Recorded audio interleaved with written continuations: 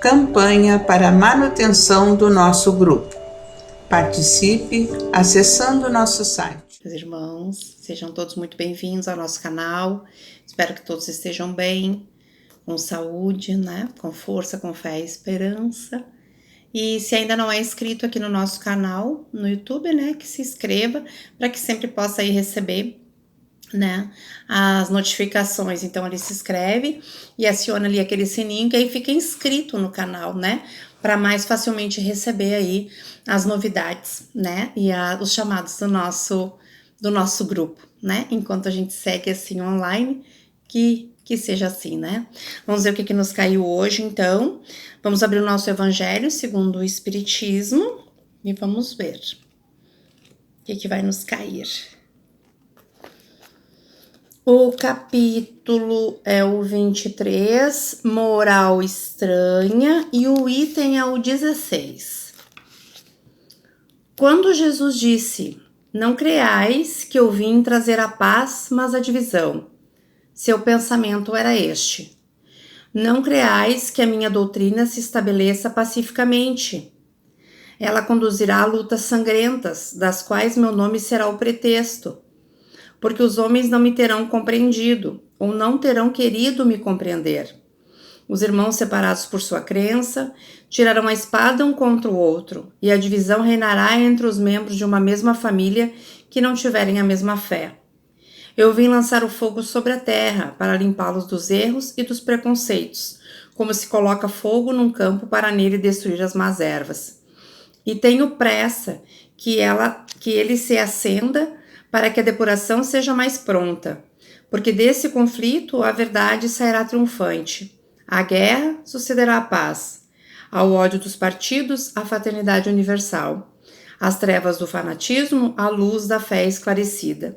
Então, quando o campo estiver preparado, eu vos enviarei o Consolador, o Espírito de verdade, que virá restabelecer todas as coisas, quer dizer, em fazendo conhecer o verdadeiro sentido das minhas palavras, os homens mais esclarecidos poderão enfim compreender e por fim a luta fratricida que divide os filhos de um mesmo Deus.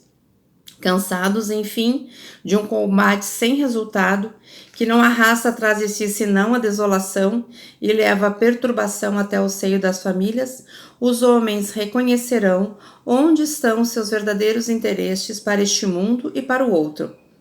Verão de que lado estão os amigos e os inimigos da sua tranquilidade. Todos então virão se abrigar sobre a mesma bandeira, a da caridade, e as coisas serão restabelecidas sobre a terra, segundo a verdade e os princípios que vos ensinei. O Espiritismo vem realizar no tempo certo as promessas do Cristo, entretanto, não podendo fazê-lo sem destruir os abusos. Como Jesus encontra sobre seus passos o orgulho, o egoísmo, a ambição, a cupidez, o fanatismo cego que, batidos em suas últimas trincheiras, tentam lhe barrar o caminho e lhe suscitam entraves e perseguições. Por isso lhe é preciso também combater. Mas o tempo das lutas e das perseguições sangrentas passou. As que se têm a suportar são todas morais, e o seu termo se aproxima. As primeiras duraram séculos, estas durarão apenas alguns anos, porque a luz, em lugar de partir de um só foco, jorra sobre todos os pontos do globo e abrirá mais cedo os olhos aos cegos. Essas palavras de Jesus devem, pois, entender-se como as cóleras que ele previa que sua doutrina iria levantar, os conflitos momentâneos que lhe iriam ser a consequência, as lutas que teria que sustentar antes de se estabelecer, como ocorreu com os hebreus antes da sua entrada na terra prometida, e não como um desígnio premeditado da sua parte de semear a desordem e a confusão. O mal deveria vir dos homens e não dele. Era como o médico que veio curar, mas cujos remédios provocam uma crise salutar, movimentando os humores perigosos do doente. Aqui termina, né? Esse é um capítulo muito interessante, então capítulo 23, Moral Estranha. Quem quiser depois ler aí com mais vagar, com mais profundidade, com mais persistência, né? Continuidade, porque às vezes, e muitas das vezes, meus irmãos, nós lemos e são tantos ensinamentos, tantos conhecimentos ali que nos se apresentam, que nós temos dificuldade de entender, né? Então, quando se diz eu não vim trazer a paz, eu vim trazer o conflito, membros de uma mesma família brigarão por não ser da mesma origem, da mesma descendência, e muito se fala sobre isso, né? Será que é necessário ser espírita? É preciso ter uma religião ou é preciso ter uma confiança? Eu creio em Deus ou eu confio em Deus? Que são coisas diferentes, porque nós estamos passando por muitas turbulências. Então, conhecer a palavra do Cristo, conhecer o Evangelho, seja da doutrina espírita ou de qual doutrina que o homem tenha criado nesses séculos todos pós-Cristo, nos fazem questionar, não é? O que nós precisamos mesmo saber? Conhecer, saber decor sobre as doutrinas ou confiar no Criador? Né, se conta aquela história do Chico Xavier, né, do nosso querido Chico, que numa determinada ocasião, lá nas conferências dele, nos atendimentos que fazia, né, em Pedro Leopoldo ainda, conta-se a história de um homem que ficou muito tempo na fila esperando para ser atendido, e quando esperou mais de 2 horas o atendimento, aquelas filas enormes, enfim, parecia ser mais um devoto, um sedento, né, pelas palavras que ele sempre conduzia de tão boa maneira e boa forma. E quando chegou na vez dele, ele tirou uma arma e disse: Chico, eu vim para te matar. E ele disse: que seja feita a vontade de Deus. E ficou parado. E o homem guardou a arma, sentou-se e começou a chorar. Então, quantos de nós, numa situação destas, se apavoraria, ou revidaria, ou gritaria, ou sairia correndo? Tantas histórias, né, na história da humanidade. Conta-se também, né, de Gandhi, que também em uma ocasião enfrentado por um lutador da época, levou um empurrão deste lutador, caiu no chão, levantou-se e ficou postado novamente na frente dele. E o homem veio e empurrou novamente Gandhi ao chão e ele caiu, não reagiu, simplesmente se deixou levar pelo aquele baque do empurrão, caiu no chão. E na terceira vez que ele levantou, o homem disse a ele: mas da onde que tu tira, já que tu é tão poderoso, tu é tão inteligente, da onde que tu tiras tanta covardia? E o Gandhi respondeu para ele: eu não tiro covardia, eu não sou covarde, eu sou manso e aprendi com esse que tu carrega no pescoço, esse que está pregado na cruz, que tu carregas no pescoço. Né? Então, ter a mansidão e a confiança para essas atribulações que nós estamos vendo acontecer todos os dias na nossa vida, vai muito além da doutrina, né? Vai muito além de conhecer uma doutrina religiosa. No momento que nós estamos vivendo, muito mais entender sobre e confiar acima de tudo é muito mais importante nos dias que seguem. Não é verdade?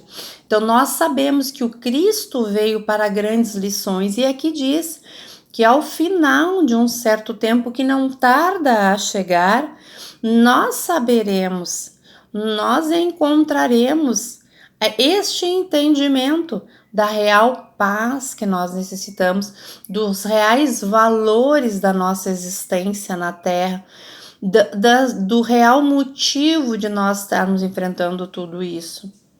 Um dia isso tudo será esclarecido, como uma bruma que se diz, né, que nós temos o véu do esquecimento. Então, por isso ainda achamos algumas coisas injustiça, que sejam injustiça conosco, que nós não merecemos passar por este ou aquele aquele sofrimento, aquela angústia, aquele temor, mas tudo isso um dia vai ser dissipado e nós entenderemos os porquês e entenderemos muito mais que tudo é origem e vem da nossa ainda invigilância, da nossa intolerância com as pessoas, da nossa falta de indulgência com as pessoas, da nossa falta de amor próprio e de amor ao outro, né? Se fala do amor próprio e se parece tão simples. É claro que nós nos amamos, é claro que nós queremos o melhor para nós dizemos toda hora que nós estamos aqui para ser felizes, mas na hora da prova, na hora da constatação e da realidade, e será que nós estamos mesmo nos amando? Porque nós gostamos de dizer que nós gostaríamos que o outro nos tratasse como nós deveríamos tratar o outro como gostaríamos de ser tratado, mas muitas vezes nós mesmos não nos tratamos bem. Então ainda estamos num caminho de dificuldade, porque nem nós sabemos o que é bom para nós, como é que nós vamos saber ainda o que é bom para o outro? Não é? Valores que ainda nós não atingimos. Com todo o conhecimento que já nos é apresentado, com todas as doutrinas que vieram, e aí de novo, não é preciso ser espírita, ou ser católico, ou ser evangélico para ter ligação com Deus.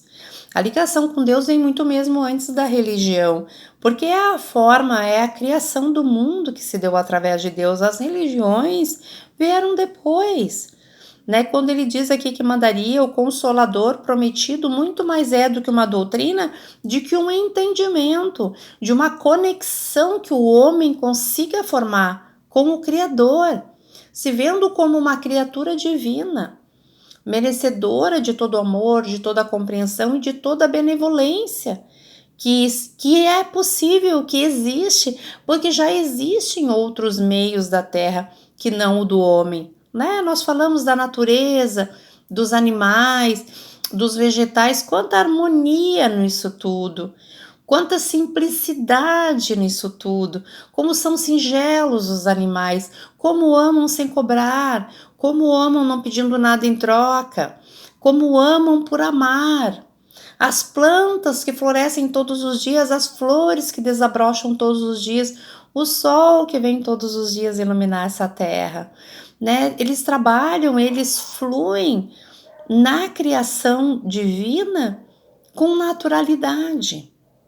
E nós ainda não conseguimos essa similitude, essa compreensão, essa integração, essa empatia com o mundo, com a terra. Nos sentimos, e aí às vezes até podemos questionar, porque na verdade somos espíritos encarnados.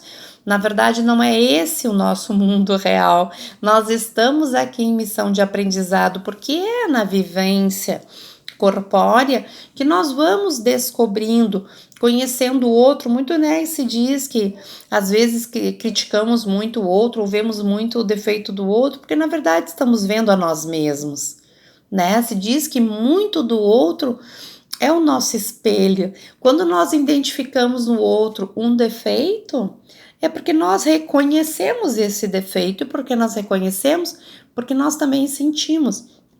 Então, essa falta de harmonia que existe do ser humano com as outras criações de Deus ainda se mostram muito judiadas para nós. É muito sofrido isso. Nós não temos essa facilidade que os animais têm de viver aqui, nós não temos a facilidade que as plantas têm, que os vegetais têm, que os rios têm, né? A leveza e aceitar a vida como ela é. Nós ainda queremos muitas mudanças, nós queremos que seja como nós achamos que tem que ser, e não como a ordem natural das coisas exige, né?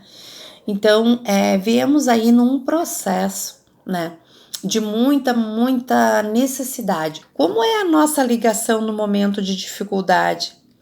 E é só no momento de dificuldade que eu devo procurar a Deus, ou no meu dia a dia, no acordar, no descansar, no comer, no respirar. Nós às vezes não nos damos nem conta quantas vezes respiramos por dia, quantas vezes piscamos, quantas vezes o nosso coração bate por dia.